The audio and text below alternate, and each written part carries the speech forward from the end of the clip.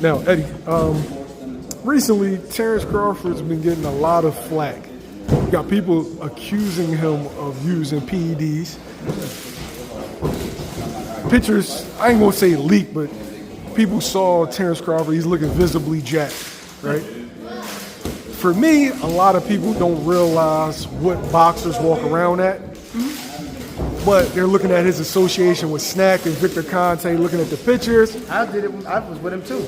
Nobody ever accused me of steroids. I wish they did. But now people are insinuating, some content creators are downright accusing him of using PEDs ahead of the Canelo Alvarez fight. What's your thoughts? Well, when you get a guy who's been 147 pounds, actually lower than that, 135 up to, I think, now all the way up to this weight, you got to think that they've sweated down to almost nothing. Now they have the ability to lift comfortably, to eat comfortably. He doesn't have to drop weight, a certain amount of weight at a certain amount of time. Not really, anyway. And he can literally almost fight at his walk around weight. So he's gonna be a little more muscled up than ever before. In my opinion, I mean, I can excuse it now. Now, if he has I don't know, if he's like a bodybuilder or something, which even then he might, because you got to think, him at 168 pounds is way different than him at 147. Shit, even 154. You're talking about 168 right now. So, I mean, I just think his diet's the best it's ever been, probably. He's probably stronger than he's ever been. He's focused more than he's ever been in his entire career, because this is the biggest fight he's had. So I think he's going to look his best. I think he's going to do his best. I think it's going to be the best performance he can put on. I just don't know if he's going to be able to keep Canelo off. So I wouldn't say PEDs. Not off the jump. Maybe if I look at him and say, yo, bro, that's, whew, you're looking a little bit too much like Schwarzenegger. I don't even want to say Schwarzenegger. You know what I'm saying? But even then, you know what I mean? At this point, you know, maybe the genetics are just a little better. You know what I'm saying? Now we can fully see it. I've seen Crawford I've seen Crawford out of camp. I've seen Crawford during fight week. Out of camp, he's not little. And I think people just reacted, whatever I see Terence Crawford in the ring, that's him. When in reality, them 147 fighters, they sweating down. Yeah, they not small guys.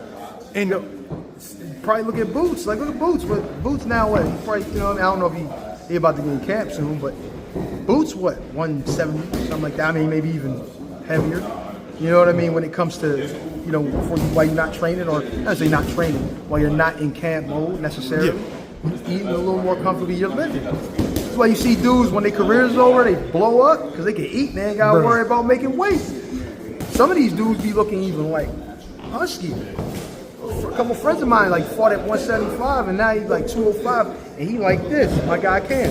He like this now. You look at it, it's like, damn. And then you get you look at my brother. My brother, he's almost 200 now. And looking way bigger. He ain't fighting. He can live. So you gotta expect, you know what I mean, that there's gonna be a little difference in what they look like from fight to fight. I mean, from camp. I mean, from not in fight mode to camp mode. This is a different world. Now, you said you were a SNAC fighter, right? Yeah.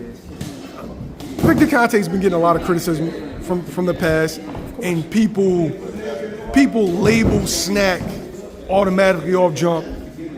You're on steroids, you're on PEDs. You were there. What is being a SNAC fighter like? What does that entail? Well, I mean, nobody's ever accused me of being on steroids, so I guess I'm the perfect ambassador for SNAC.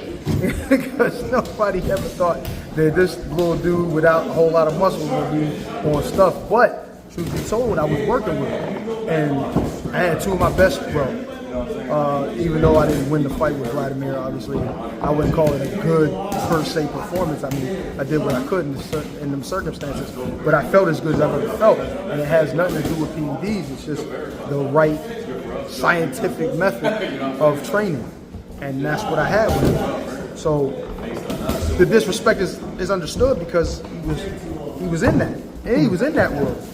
But now, I mean, you got to look at it. He's been more of an ambassador for what not to do. I mean, for what to be, as far as not being involved with PD. So I can't say anything bad about him. I mean, when I was working with him, it was a great relationship. He looked out. The things that we used were good. They were natural. So I can't be mad. Coach Ant. Legend. Yeah.